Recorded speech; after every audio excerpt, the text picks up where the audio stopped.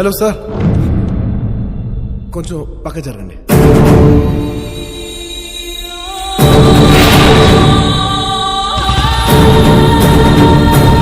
అగో, అన్న మీదున్న ప్రేమతో ఆ క్షణంలో ఏదో ఎమోషన్లో కొట్టేసి వెళ్ళిపోయిన తర్వాత అయినా ఈ మద్దాలి శివారెడ్డి అనేవాడు పలానా వాడు మామూలోడు కాదు, వాడింకా చావలేదు, హాస్పిటల్లోనే ఉన్నాడు, లేస్తే వస్తాడు, వస్తే చేసేస్తాడు అని తెలీదురా. నేను హాస్పిటల్లో ఉన్నప్పుడు నీ గురించి ఏం ఆలోచించానో తెలుసా?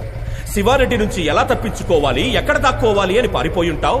నిన్ను పట్టుకోవడానికి ఎక్కడెక్కడ వెతకాలి, ఎన్ని రోజులని వెతకాలి అని ఆలోచించా. కానీ నువ్వేంట్రా, అసలు ఈ మద్దాలి శివారెడ్డి అనే వాడే నీ లైఫ్ లో లేనట్టు, వాడితో అసలు నీకేమీ జరగనట్టు హ్యాపీగా బైక్ వేసుకుని హైదరాబాద్ మొత్తం ఇంత నార్మల్ గా ఇంత కూల్ గా ఎలా తిరుగుతున్నావురా నువ్వు? ఎవరు సార్ మీరు? ఎవరు సార్ మీరు? నేనెవరో నీకు తెలీదు. మీరేం మాట్లాడుతున్నారు? మీరు ఎవరు అనుకుని ఎవరితోనో మాట్లాడుతున్నారు? నేనెవరో నీకు నిజంగా సార్ మీరు ఎవరు సార్? ఈ విషయం నేను ఎట్టకారంగా చెప్పట్లేదు, సీరియస్ గానే చెప్తున్నాను. జరిగిన విషయం నేను మర్చిపోయాను. నా లైఫ్ లో కానీ నా మైండ్ లో కానీ నువ్వు లేవు. మా అన్నని చంపాలనుకున్న విషయం నేను మర్చిపోయాను, నువ్వు మర్చిపో.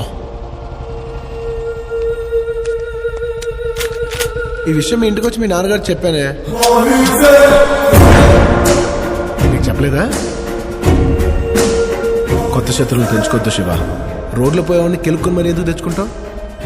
నీ లైఫ్ వేరే, నా లైఫ్ వేరే. పబ్లిక్ అంతా శివారెడ్డిని ఎవడో కొట్టాడంటే అది ఇది అని చాలా గొప్ప గొప్పగా చెప్పుకుంటున్నారు. ఎవరికి క్లారిటీ లేవు. అది నువ్వు అనవసరంగా పబ్లిక్ నేనేం చెప్పి నన్ను హీరోని చేసేయద్దు. నువ్వే హీరోగా ఉండు. అనవసరంగా నా మీద ఫోకస్ పెట్టావనుకో, నేను హీరోనైపోతాను. అది నీకు అస్సలు మంచిది కాదు.